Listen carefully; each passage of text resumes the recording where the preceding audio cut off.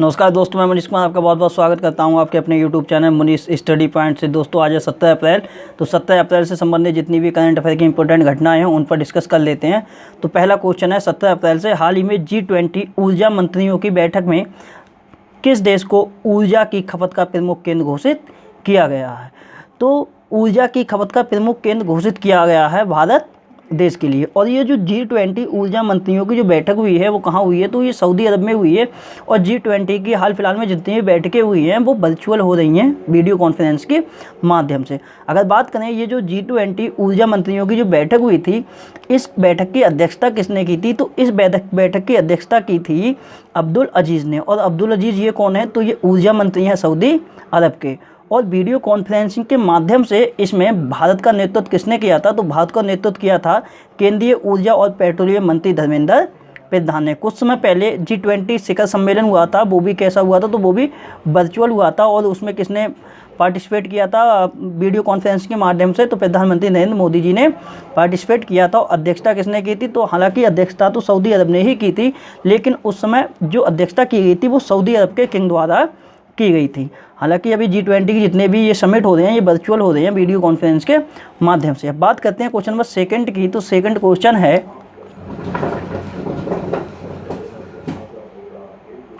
हाल ही में स्थानीय स्टोर्स की जानकारी देने के लिए नियर बाई स्पॉट किसने लॉन्च किया है? तो ये एक नियर बाई स्पॉट लॉन्च किया है गूगल ने। और गूगल ने किस पे? तो अपने जो ऐप है गूगल पेपर ये नियर बाई स्पॉट लॉन्च किया गया है। और ये जो नियर बाई स्पॉट है इसके माध्यम से होगा क्या? तो जो स्थानीय किराने स्टोर हैं या स्थानीय जो भी किराने स्टोर हैं या स्थानीय जो भी दुकानें हैं उनकी स्थिति का पता लगाया जा सकेगा कि वो दुकानें खुली हैं या फिर बंद हैं, जिन दुकानों से हम अपने दैनिक जीवन का सामान लेते हैं। तो इस वाले नियर बाई स्पॉट से ये चीज़ पता पड़ जाएगी कि स्थानीय किराना स्टोर या फिर दुकानें खुली हैं अथवा नहीं। अब बात चली है गूगल ने की। हालांकि ये गूगल ने लॉन्च किया है। गूगल ने अपने किस ऐप पे? तो गूगल पेपर। तो गूगल की स्थापना हुई थी 1998 में, मुख्यालय है कैलिफोर्निया में। और CEO हैं गूगल के सुंदर पिचाई गूगल के CEO हैं। और सुंदर पिचाई जो गूगल की पेरेंट कंपनी है अल्फ़ाबेट इंक, इसके भी CEO हैं। बात करें गूगल के संस्थापक की, तो गूगल के संस्थापक हैं लैरी पेज और सर्जेई ब्रिन। और बात चलिए यहाँ पे गूगल की, तो गूगल के द्वारा कई एक अभी ट्रैकिंग टूल वगैरह जारी किए गए थे। तो उसमें पहला था वर्चुअल कीबोर्ड, जिसका नाम क्या था? तो टॉकबैक नाम था। इस वर्चुअल कीबोर्ड का क्या नाम था? तो टॉकबैक नाम था। ये दृष्टिबाधित लोगों के लिए था। ये टॉकबैक लॉन्च किसने किया था? तो गूगल ने ही इसे लॉन्च किया था। वर्चुअल कीपैड इसका नाम क्या था? तो टॉकबैक नाम था। और किसने लॉन्च किया था? तो ये गूगल ने ही लॉन्च किया था। नेक्स्ट है, स्मार्टफोन में कोरोना ट्रैकिंग टूल जारी करने के लिए गूगल ने एप्पल के साथ समझौता भी किया है। अब बात करते हैं क्वेश्चन नंबर थर्ड की। तो तीसरा क्वेश्चन है, हाल ही में किस राज्य ने कोविड-19 के मरीजों की देखभाल के लिए कोबोट रोबोस्टिक का प्रयोग किया है? तो कोबोट रोबोस्टिक का प्रयोग किया है झारखंड राज्य सरकार ने। और ये जो कोबोट रोबोस्टिक मतलब है, तो इसका मतलब ये है कि यहाँ पे जैसे कोई भी अगर कोरोना संक्रमित मरीज होता है तो उसकी देखभाल मोस्टली नर्स या फिर स्वास्थ्यकर्मी होते हैं, डॉक्टर, तो वो लोग करते हैं। कभी ये भी हो जाता है कि जो भी कोरोना संक्रमित पेशेंट है उसके संपर्क में आने पर डॉक्टर भी संक्रमित हो सकता है या फिर जो भी स्वास्थ्य कर्मी हैं वो संक्रमित हो सकता है। तो अब जो कोरोना संक्रमित मरीज हैं उनके लिए दवाई पहुंचाने का काम या खाना पहुंचाने का काम कौन करेगा? तो रोबोट के माध्यम से किया जाएगा। तो यही है कोबोट रोबोस्टिक। अब इसके माध्यम से होगा क्या? तो कोरोना संक्रमित जो व्यक्ति है तो वो उसका जो संक्रमण है वो रोबोट पर कोई असर नहीं करेगा। इसीलिए ये रोबोट का प्रयोग किया जा रहा है। कहाँ पे? तो झारखंड में किया जा रहा है। इससे क्या होगा? कोरोना संक्रमण का जो खतरा है वो कम होगा, जो कि डॉक्टरों में या किसी अन्य कर्मचारी में हो जाता था उसके पास में जाने से, संक्रमित व्यक्ति के पास में जाने से। और ये जो कोविड रोबोस्टिक है और ये जो रोबोट है इसके लिए बनाया है जो जिला उप विकास आयुक्त हैं आदित्य रंजन, उनके द्वारा ये तैयार किया गया है। अब बात चलिए झारखंड की। तो झारखंड की राजधानी है रांची। राजधानी है यहाँ की रांची। मुख्यमंत्री हैं हेमंत सोरेन और राज्यपाल हैं द्रौपदी मुर्मू। और बात करें झारखंड का जो हाईकोर्ट है उसके मुख्य न्यायाधीश हैं, मुख्य न्यायाधीश मैंने लिखे नहीं हैं, डॉक्टर रवि रंजन। कौन है? तो doctor Ravi Ranjan Jharkhand high court के मुख्य न्यायाधीश हैं। अब बात करते हैं झारखंड से संबंधित कुछ अन्य पॉइंटों की। तो कुछ समय पहले ही ई पास प्राप्त करने हेतु प्रज्ञाम ऐप लॉन्च किया था किसने? तो ये झारखंड राज्य ने ही लॉन्च किया था। नेक्स्ट है ग्रीन पीस इंडिया की रिपोर्ट के अनुसार भारत का सबसे प्रदूषित शहर कौन है? तो ये झरिया है। कहाँ पे पड़ता है ये? तो ये झारखंड में पड़ता है। नेक्स्ट है गोड्डा एक निर्वाचन क्षेत्र है और यहाँ के विधायक हैं, ये झारखंड में पड़ता है। तो गोड्डा के विधायक अमित मंडल को उपराष्ट्रपति एम वेंकैया नायडू द्वारा आदर्श विधायक सम्मान से सम्मानित किया गया है। ये क्वेश्चन काफ़ी इंपॉर्टेंट है कि आदर्श विधायक सम्मान से किसे सम्मानित किया गया है? तो अमित मंडल के लिए। और ये कहाँ के विधायक हैं? तो ये गोड्डा झारखंड के विधायक हैं।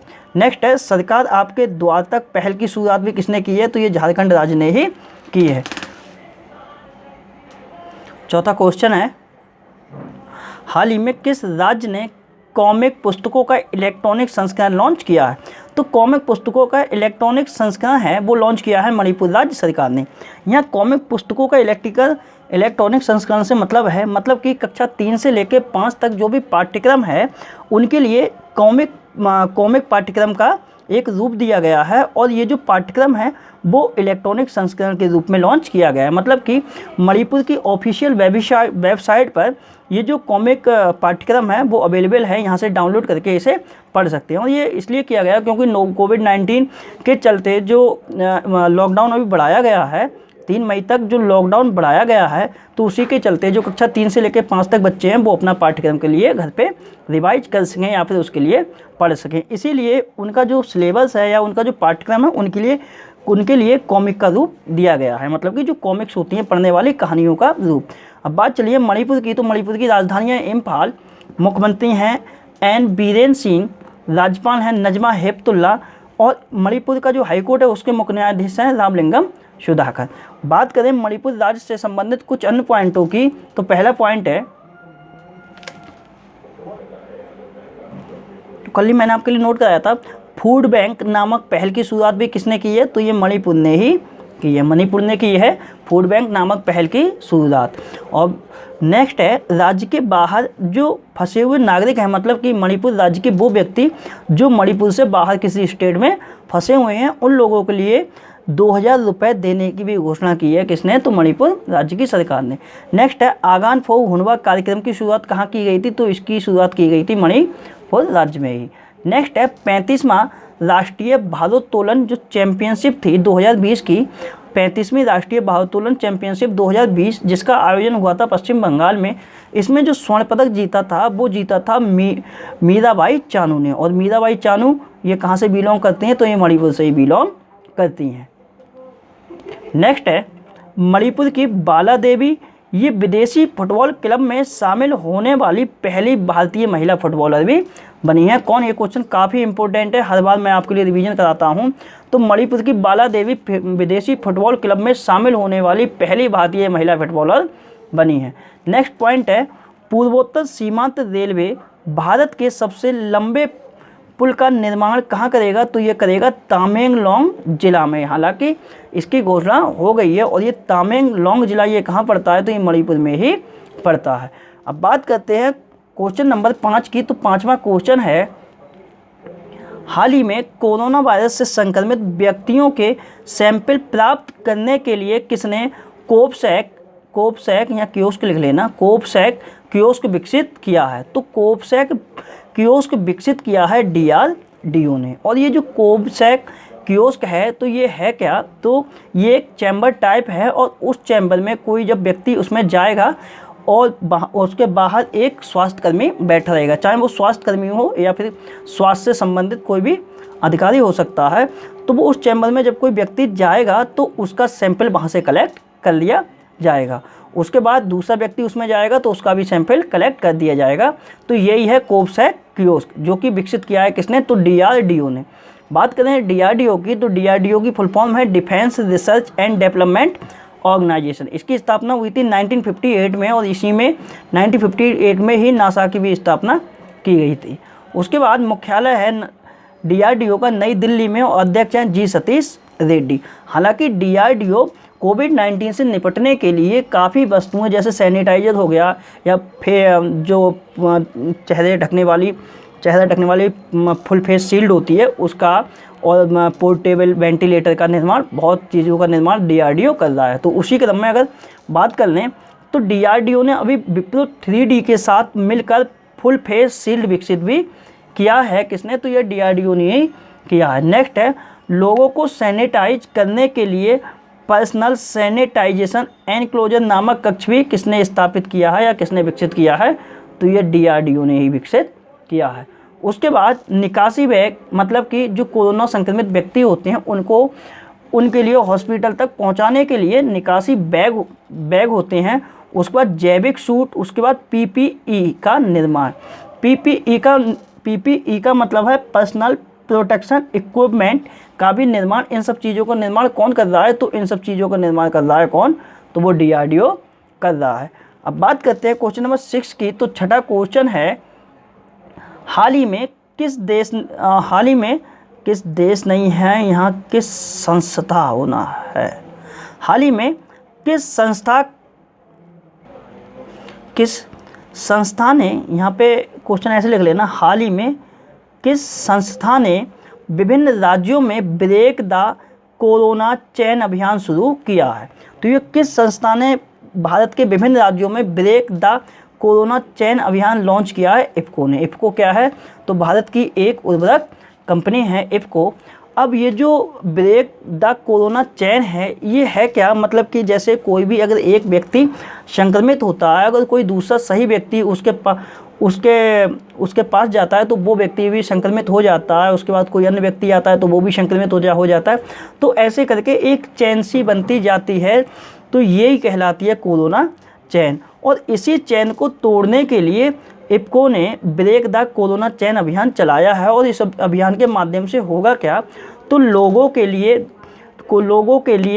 जो कोविड-19 है, जो कोरोना वायरस है, उससे संबंधित सारी जानकारी दी जाएगी। उसके बाद जो भी ज़रूरतमंद लोग हैं उनके लिए खाना पहुंचाया जाएगा, सैनिटाइजर प्रोवाइड करवाए जाएंगे और फेस मास्क भी प्रोवाइड कराए जाएंगे। कौन प्रोवाइड कराएगा? जो ये इफ्को प्रोवाइड कराएगा। तो जो कोरोना की चेन बनती है उसी को तोड़ने के लिए ये ब्रेक द कोरोना चेन अभियान शुरू किया है। किसने? तो इफ्को ने शुरू किया है। और एक चीज़ और ध्यान रखने चलना, ये है ब्रेक द कोरोना चेन अभियान किसने लॉन्च किया है? तो ये इफ्को ने लॉन्च किया है। और एक था चैन तोड़ो अभियान, वो अलग है और ये अलग है। जो चैन तोड़ो अभियान है वो किसने शुरू किया था? तो वो केरल राज्य ने शुरू किया था। अब बात चलिए इफ्को की। तो इफ्को की फुल फॉर्म होती है इंडियन फार्मर्स फर्टिलाइजर्स कोऑपरेटिव। बात करें इसका मुख्यालय कहाँ है? तो मुख्यालय है नई दिल्ली में और अध्यक्ष है बलविंदर सिंह। और यहाँ पे हाल ही में किस संस्था ने, कर लेना, हाल ही में किस संस्था ने, ठीक है, किस संस्था ने विभिन्न राज्यों में ब्रेक द कोरोना चेन अभियान शुरू किया है? तो इफ्को ने। अब बात करते हैं क्वेश्चन नंबर 7 की। तो 7वां क्वेश्चन है, हाल ही में किस अंतर्राष्ट्रीय संगठन ने फेसबुक मैसेंजर पर कोरोना वायरस सेवा हेल्थ अलर्ट लॉन्च किया है? तो फेसबुक मैसेंजर पर कोरोना वायरस सेवा है एक, जिसका नाम है हेल्थ अलर्ट। ये लॉन्च किया है किसने? तो विश्व स्वास्थ्य संगठन ने। और किस पे लॉन्च किया है? तो फेसबुक के मैसेंजर पर ये हेल्थ अलर्ट लॉन्च किया है। और इसके माध्यम से होगा क्या? तो इस हेल्थ अलर्ट के माध्यम से हम कोरोना वायरस से संबंधित कोई भी जानकारी या कोई भी उपाय या कोई भी सुझाव दे सकते हैं, या फिर कोई भी हम जानकारी इसके माध्यम से प्राप्त कर सकते हैं कि कोरोना वायरस के कैसे लक्षण होते हैं, क्या क्या सावधानियां बरतनी चाहिए, क्या क्या उपाय करने चाहिए। तो सारी जानकारी यहाँ से प्रोवाइड की जाएगी। बात चलिए विश्व स्वास्थ्य संगठन की। तो स्थापना हुई थी इसकी 7 अप्रैल 1948 में, और 7 अप्रैल के लिए ही क्या मनाया जाता? तो विश्व स्वास्थ्य दिवस भी मनाया जाता है। मुख्यालय है जिनेवा में और अध्यक्ष है विश्व स्वास्थ्य संगठन, मतलब कि इसके लिए शॉर्ट में WHO बोलते हैं, वर्ल्ड हेल्थ ऑर्गेनाइजेशन। इसके अध्यक्ष कौन है? तो अध्यक्ष हैं टेड्रोस एधानोम घेब्रेयेसस। कौन है? Tedros Adhanom Ghebreyesus. नाम थोड़ा हार्ड है लेकिन थोड़ा बहुत याद जरूर कर लेना, टेड्रोस एधानोम घेब्रेयेसस। अब बात करते हैं क्वेश्चन नंबर 8 की। तो 8वां क्वेश्चन है, हाल ही में अंतर्राष्ट्रीय मुद्रा कोष ने वित्त वर्ष 2020 और 21 में भारत की वृद्धि दर कितने प्रतिशत अनुमानित की है? तो अंतर्राष्ट्रीय मुद्रा कोष ने वित्त वर्ष जो 2020 और 21 है इसमें भारत की वृद्धि दर अनुमानित की है 1.9%। अभी जो वृद्धि दर है हर संस्था बहुत ही कम अनुमान लगा रही है, क्योंकि हर जगह कोरोना वायरस का काफ़ी प्रकोप चल रहा है। तो इसी के कारण जो अर्थव्यवस्था है भारत देश की हो या फिर किसी भी देश की हो, अर्थव्यवस्था में काफ़ी गिरावट आई है। तो बात चलिए यहाँ अंतर्राष्ट्रीय मुद्रा कोष की, इसके लिए इंग्लिश में बोलते हैं IMF, मतलब कि इंटरनेशनल मॉनिटरिंग फंड। स्थापना हुई थी 1945 में, मुख्यालय है वॉशिंगटन DC में, और यहाँ पे विश्व बैंक का भी मुख्यालय है। अध्यक्ष कौन है? तो अध्यक्ष है क्रिस्टलिना जॉर्जिएवा। और चीफ इकोनॉमिस्ट कौन है? तो भारतीय मूल की हैं ये गीता गोपीनाथ। अब बात करते हैं कुछ अन्य संस्थाओं द्वारा जो भारत की जो वृद्धि दर अनुमानित की गई है वित्त वर्ष 2020 और 21 में। तो मैंने कल ही नोट करवाया था, विश्व बैंक ने कितनी अनुमानित की है? 1.5 से 2.8 तक। उसके बाद गोल्डमैन सैक्स, ये वित्तीय संस्था है कहाँ की? तो अमेरिका, इसने 1.6% अनुमानित की है। वहीं मूडीज़ ने 2.5% अनुमानित की है। SBI मतलब स्टेट बैंक ऑफ इंडिया ने 2.6 अनुमानित की है। इंडिया रिसर्च रेटिंग ने 3.6 अनुमानित की है। S&P ग्लोबल रेटिंग ने 3.5 अनुमानित की है। UN मतलब कि संयुक्त राष्ट्र ने 4.8 अनुमानित की है। फिच रेटिंग ने 2% अनुमानित की है। क्रिसिल ने 3.5 अनुमानित की है और ADB ने 4% अनुमानित की है। उसके बाद मैंने 2 या 3 दिन पहले मैंने आपके लिए एक क्वेश्चन नोट कराया था कि IMF मतलब कि इंटरनेशनल मॉनिटरिंग फंड, अंतर्राष्ट्रीय मुद्रा कोष के बाहरी सलाहकार समूह के सदस्य कौन नियुक्त हुए हैं? तो ये रघुराम राजन नियुक्त हुए हैं। इसमें 11 लोग नियुक्त हुए हैं, उसमें एकमात्र भारतीय हैं। कौन है? तो वो रघुराम राजन हैं। और ये कौन थे? तो ये RBI के 23वें नंबर के गवर्नर थे। कौन? रघुराम राजन, जो कि IMF के बाहरी सलाहकार समूह के सदस्य के रूप में नियुक्त हुए हैं। अब बात करते हैं क्वेश्चन नंबर 9 की। तो 9वां क्वेश्चन है, हाल ही में पर्यटन मंत्रालय द्वारा कौन सी वेबिनार श्रृंखला आरंभ की गई है? तो ये वेबिनार श्रृंखला है, इसका नाम है देखो अपना देश। देखो अपना देश, ये एक वेबिनार श्रृंखला आरंभ की गई है किसके? पर्यटन मंत्रालय के द्वारा। और ये जो श्रृंखला है इसके माध्यम से होगा क्या? या जो देखो अपना देश है इसके माध्यम, इसका जो उद्देश्य है वो क्या है? तो पर्यटन स्थल जितने भी हैं, भारत के पर्यटन स्थल अतुल भारत के अंतर्गत जो भी आते हैं, तो उन पर्यटन स्थलों की गहरी जानकारी देना। गहरी जानकारी मतलब कि उनके अंदर की एकदम डीप जानकारी देना, मतलब कि बहुत ही विस्तार से ज़्यादा जानकारी देना। तो यही है देखो अपना देश, जो कि किसके द्वारा लॉन्च की गई है? वेबिनार श्रृंखला पर्यटन मंत्रालय के द्वारा लॉन्च की गई है। बात करें अगर पर्यटन मंत्री की, तो पर्यटन मंत्री वर्तमान समय में कौन है? तो ये प्रहलाद सिंह पटेल हैं, केंद्रीय पर्यटन राज्य मंत्री हैं, इन पे स्वतंत्र प्रभार है। और उसके बाद मैंने कुछ दिन पहले एक क्वेश्चन नोट करवाया था कि पर्यटन मंत्रालय ने भारत में फंसे विदेशी पर्यटकों के लिए स्टैंडर्ड इन इंडिया पोर्टल का भी प्रारंभ किया था। क्या नाम था इसका?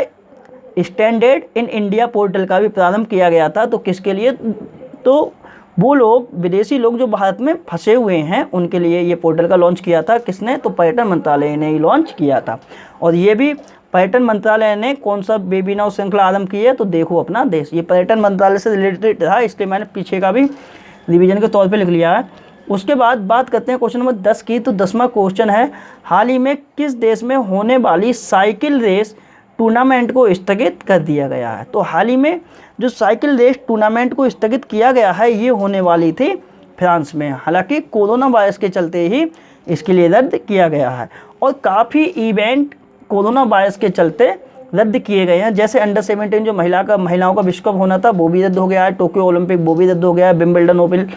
विंबलडन जो ओपन था टेनिस टूर्नामेंट, वो भी रद्द हो गया है। फ्रेंच ओपन था, वो भी रद्द हो चुका है। तो काफ़ी इवेंट ऐसे हैं जो कि काफ़ी रद्द हो गए हैं, काफ़ी सम्मेलन भी रद्द हुए हैं।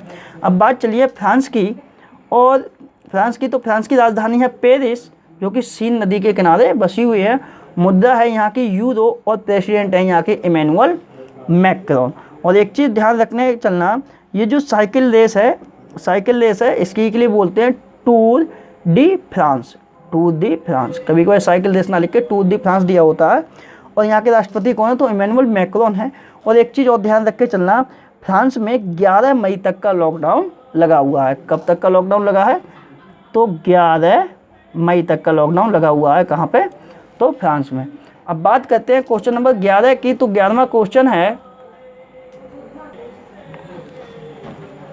हाल ही में फिट इंडिया के साथ मिलकर किसने छात्रों के लिए पहली बार लाइव फिटनेस सत्र का आयोजन किया है। तो लाइव फिटनेस सत्र का आयोजन किया है फिट इंडिया मूवमेंट ने किसके साथ मिलकर, तो सीबीएसई के साथ मिलकर। सीबीएसई क्या है, तो ये बोर्ड होता है जिसका फुल फॉर्म होती है सीबीएसई की, central board of secondary education.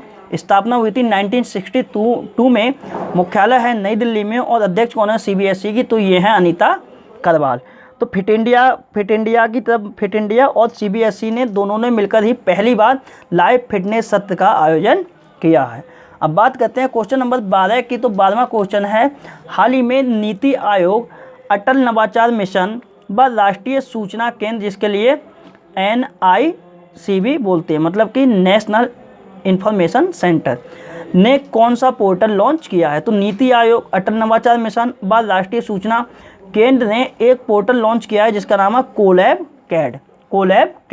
और ये जो कोलैब कैड है, इसके माध्यम से होगा क्या, तो जितने भी अटल थिंकरिंग लैब हैं उनमें जो उनके जो स्कूल हैं, उनके जो छात्र हैं, उनके लिए 3D कंप्यूटर एडेड डिज़ाइन बनाने में सहायता मिलेगी कोलैब कैड के माध्यम से। ये कोलैब कैड क्या है, तो ये एक सॉफ्टवेयर है। क्या है, तो सॉफ्टवेयर है। इसके माध्यम से जो कंप्यूटर में एडिट डिज़ाइन की जाती है 3D की, तो वो डिज़ाइन एडिट करने में मदद करेगा कौन, कोलैब कैड। अब बात चलिए यहाँ पे नीति आयोग की। तो नीति आयोग एक असंवैधानिक आयोग है, क्योंकि इसे योजना आयोग को समाप्त करके ही नीति आयोग बनाया गया था, और इसकी स्थापना हुई थी 1 जनवरी 2015 में। अध्यक्ष कौन होते हैं, तो ऑलवेज PM, मतलब कि हमेशा प्रधानमंत्री होते हैं। तो कौन है वर्तमान समय में, तो नरेंद्र मोदी जी। उपाध्यक्ष हैं राजीव कुमार, और CEO मुख्य कार्यकारी अधिकारी कौन है, तो अमिताभ कांत है। और बात करें अगर नीति आयोग के पहले अध्यक्ष की, तो पहले अध्यक्ष कौन थे, तो पहले अध्यक्ष थे अरविंद पनगड़िया। कौन थे, अरविंद पनगड़िया। अब बात करते हैं राष्ट्रीय सूचना आयोग की, क्योंकि इसमें नीति आयोग, अटल नवाचार मिशन और राष्ट्रीय सूचना आयोग 3 इसमें मिले हुए हैं। तो राष्ट्रीय सूचना आयोग की स्थापना हुई थी 1976 में, मुख्यालय है नई दिल्ली में, और महानिदेशक हैं राष्ट्रीय सूचना आयोग की नीता वर्मा। अब बात करते हैं क्वेश्चन नंबर 13 की। तो 13वां क्वेश्चन है, हाल ही में अप्रैल 2020 में कौन सा ऐप सबसे तेज 50 मिलियन डाउनलोड होने वाला ऐप बन गया है। मतलब कि ऐसा कौन सा ऐप है जो कि 50 मिलियन बार डाउनलोड हुआ है, मतलब कि 50 मिलियन डाउनलोडर उसके हैं। तो इस ऐप का नाम है आरोग्य सेतु ऐप। और ये किसने लॉन्च किया था, तो ये केंद्र सरकार के द्वारा लॉन्च किया गया था, जो कि कोरोना वायरस की ट्रैकिंग और उसके संबंधित जितनी भी जानकारी थी उससे संबंधित ऐप था आरोग्य सेतु ऐप, जो कि केंद्र सरकार द्वारा चलाया था। और इसमें 19 दिनों में, मतलब कि जब से इसकी घोषणा हुई है, तो 19 दिन में तकरीबन 50 मिलियन लोगों से ज़्यादा ने इसके लिए डाउनलोड किया है। तो ये रिकॉर्ड बन गया है कि इतने कम दिन में इतने ज़्यादा लोगों ने इसे डाउनलोड कर रखा है। और ये जो पहले रिकॉर्ड था, तो पहले एक ऐप था पोकेमॉन ऐप, इसका सर्वाधिक रिकॉर्ड था। अब इसका भी रिकॉर्ड इसने ब्रेक कर दिया है। किसने, तो आरोग्य सेतु ऐप। और एक चीज़ ध्यान रख के चलना, ये जो आरोग्य सेतु ऐप था ये एंड्रॉयड मोबाइलों के लिए था। हालांकि जो जनरली मोबाइल होते हैं उनके लिए एक ऐप और चलाया गया था। क्या नाम था उसका, तो आरोग्य सेतु IBRS ऐप, ये वाला ऐप चलाया गया था।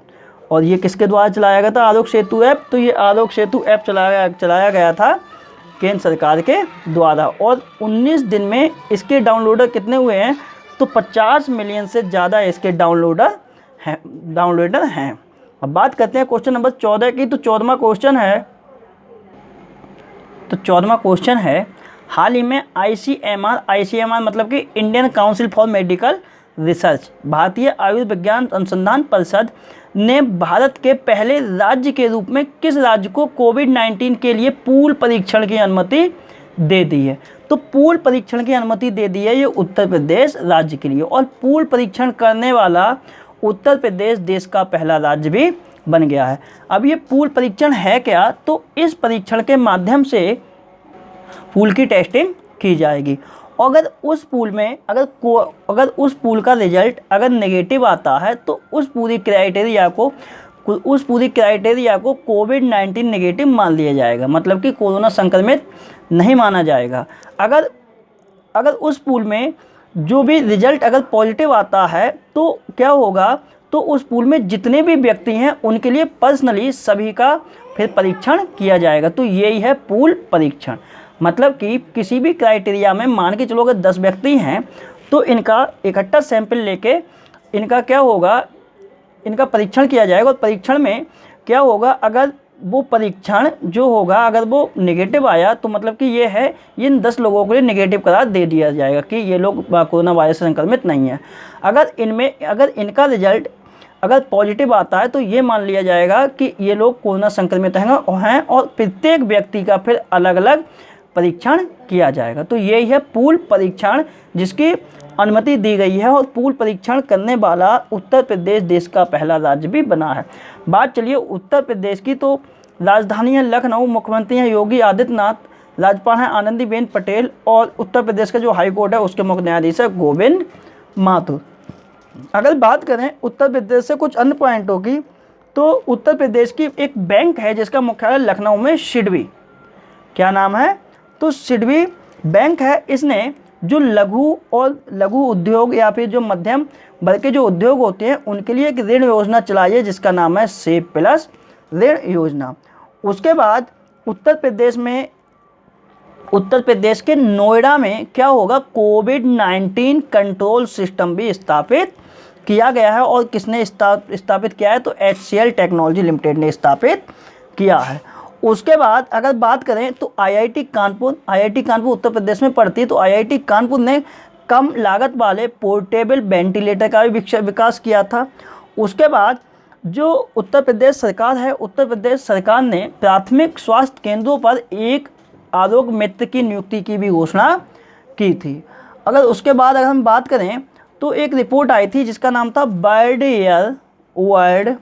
Air quality report. ये 2019 में विश्व के जो 30 सबसे ज़्यादा प्रदूषित शहरों में जो भारत के कितने शहर शामिल थे, तो भारत के 21 शहर शामिल थे। और इन 21 में जो प्रथम नंबर पर कौन था, तो प्रथम नंबर पर था गाजियाबाद। उसके बाद काशी एक रूप अनेक प्रदर्शनी का भी उद्घाटन कहाँ किया गया, तो वाराणसी में इसका उद्घाटन किया गया था प्रधानमंत्री नरेंद्र मोदी जी द्वारा। उसके बाद 7वां पार्लियामेंट्री कॉमनवेल्थ सम्मेलन भी कहाँ हुआ था, तो ये लखनऊ में आयोजित किया गया था। उसके बाद मुख्यमंत्री कृषक दुर्घटना योजना की शुरुआत भी कहाँ की गई है, तो ये उत्तर प्रदेश सरकार द्वारा ही की गई है। राष्ट्रीय गंगा परिषद की पहली बैठक कहाँ हुई थी, तो उत्तर प्रदेश के कानपुर में इस बैठक का आयोजन किया गया था। डिफेंस एक्सपो 2020 का आयोजन कहाँ किया गया, तो इसका आयोजन उत्तर प्रदेश की राजधानी लखनऊ में ही किया गया था। उसके बाद शहीद अशफाक उल्लाह खान के नाम पे एक चिड़ियाघर स्थापित किया जाएगा उत्तर प्रदेश में कहाँ पे, तो उत्तर प्रदेश में ये स्थापित किया जाएगा गोरखपुर में। उसके बाद जो उत्तर प्रदेश का नगर निगम है, उत्तर प्रदेश के नगर निगम के द्वारा महिलाओं के लिए एक पहल चलाई गई थी जिसका नाम था दामिनी पहल। ये महिलाओं की सुरक्षा से संबंधित था, दामिनी पहल। उसके बाद भारत का जो पहला हेल्थ ATM है वो कहाँ स्थापित किया गया है, वो चारबाग स्टेशन लखनऊ में स्थापित किया गया है। उसके बाद उत्तर प्रदेश सरकार ने घोषणा की है कि जितने भी दिव्यांग लोग हैं उनके लिए एक स्टॉल देने की भी घोषणा की है। तो किसने की है, तो उत्तर प्रदेश राज्य सरकार ने ही की है। तो इतने पॉइंट, ये सारे पॉइंट लगभग उत्तर प्रदेश के थे जो कि इम्पोर्टेंट थे, जो मैंने डिस्कस कर दिए। उसके बाद अब बात करते हैं ICMR की। तो ICMR की बात करें तो फुल फॉर्म होती है Indian council for medical research, Hindi में भारतीय आयुर्विज्ञान अनुसंधान परिषद। मुख्यालय है नई दिल्ली में और इसके महानिदेशक हैं डॉक्टर बलराम भार्गव। बात करते हैं क्वेश्चन नंबर 15 की। तो 15वां क्वेश्चन है, हाल ही में विश्व कला दिवस कब मनाया गया है। तो हाल ही में विश्व कला दिवस मनाया गया है 15 अप्रैल के लिए। और ये मनाया क्यों जाता है, तो जो भी कला है, कला का विकास, उसका प्रचार तथा उसके लिए बढ़ावा देने के लिए, कला मतलब आर्ट, जो भी आर्ट है उसके विकास के लिए, उसके प्रचार के लिए और उसके बढ़ावा देने के लिए और उससे संबंधित जागरूकता फैलाने के लिए ये दिवस मनाया जाता है। और इसके लिए कौन मनाता है? तो यूनेस्को मनाता है। अब बात करते हैं यूनेस्को की। तो यूनेस्को की फुल फॉर्म है united nation educational scientific and cultural organisation. स्थापना हुई थी 1945 में। मुख्यालय है यूनेस्को का पेरिस में और महानिदेशक हैं ऑड्रे एजोले। बात करते हैं क्वेश्चन नंबर 16 की। तो 16वां क्वेश्चन है, हाल ही में डॉग सैंडर्स का निधन हो गया, ये किस खेल से संबंधित थे?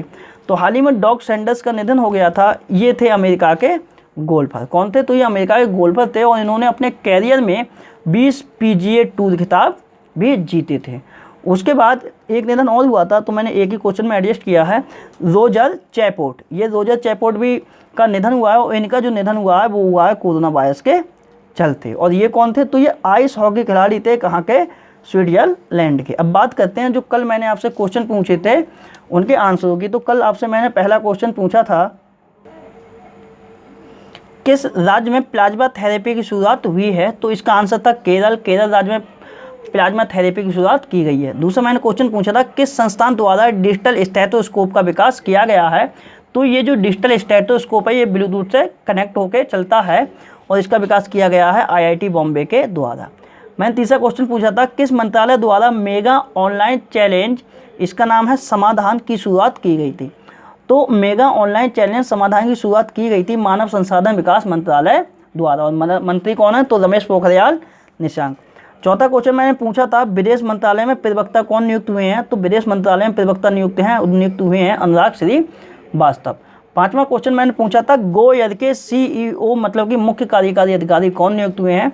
तो गो एयर के CEO नियुक्त हुए हैं विनय दुबे। अब बारी है आज से संबंधित क्वेश्चनों की। तो आज आपसे पहला क्वेश्चन है,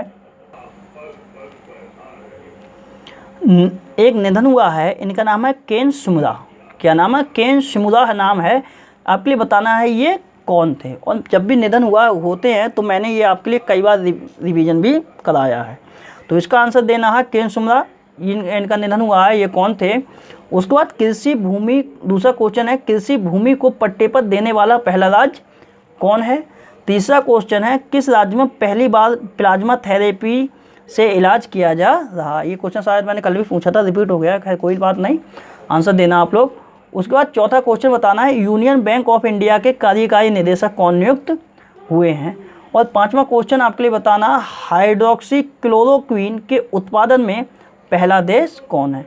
किसके उत्पादन में? तो हाइड्रोक्सी क्लोरोक्वीन के उत्पादन में पहला देश कौन सा है? तो दोस्तों ये थी आज से संबंधित सारी करंट अफेयर की घटनाएं। अगर वीडियो आपके लिए पसंद आई हो तो मेरे चैनल मुनीश स्टडी पॉइंट के लिए लाइक करें, शेयर करें, सब्सक्राइब करें। वीडियो को टाइम देने के लिए बहुत बहुत धन्यवाद। आपका दिन शुभ हो।